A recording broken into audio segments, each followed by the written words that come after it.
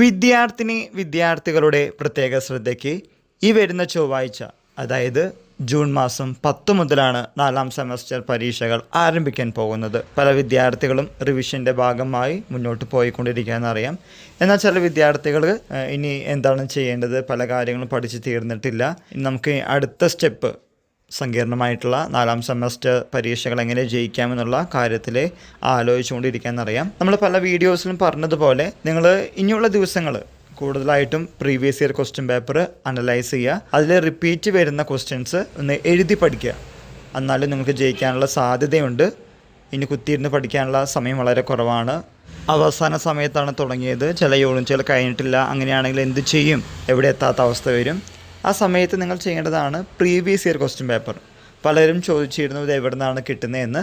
വിദ്യാർത്ഥികളുടെ ആവശ്യങ്ങൾക്കനുസരിച്ച് യൂണിവേഴ്സിറ്റി വെബ്സൈറ്റിൽ നോക്കിയപ്പോൾ അത്രയധികം കണ്ടില്ല. എന്നാൽ പാലക്കാട് സ്ഥിതി ചെയ്യുന്ന വിക്ടോറിയ കോളേജിൻ്റെ സൈറ്റിൽ കുറച്ചധികം ക്വസ്റ്റ്യൻ പേപ്പേഴ്സ് അവൈലബിൾ ആണ്. അതിൻ്റെ ലിങ്ക് ഡിസ്ക്രിപ്ഷൻ ബോക്സിലും ഫസ്റ്റ് കമൻ്റ് ആയിട്ടും പിൻ ചെയ്ത് വയ്ക്കാം. ദയവ് ചെയ്ത് ജസ്റ്റ് വായിച്ച് നോക്കുക. വായിച്ചാൽ മാത്രം പോരാ, ഓരോ ക്വസ്റ്റ്യൻ പേപ്പറും അനലൈസ് ചെയ്ത് റിപ്പീറ്റ് വരുന്ന ക്വസ്റ്റ്യൻസ് എഴുതി പഠിക്കുന്നതും നിങ്ങൾക്ക് നല്ലതാണ് പരീക്ഷയ്ക്ക്. ഇനിയും ക്വസ്റ്റ്യൻ പേപ്പർ വേണമെങ്കിൽ നിങ്ങളുടെ കോളേജിനടുത്ത് സ്ഥിതി ചെയ്യുന്ന പല കോളേജുകളുടെയും ഹോം പേജിൽ ഇങ്ങനെയുള്ള പല പ്രീവിയസ് ഇയർ ക്വസ്റ്റ്യൻ പേപ്പേഴ്സും അപ്ലോഡഡ് ആയിരിക്കും.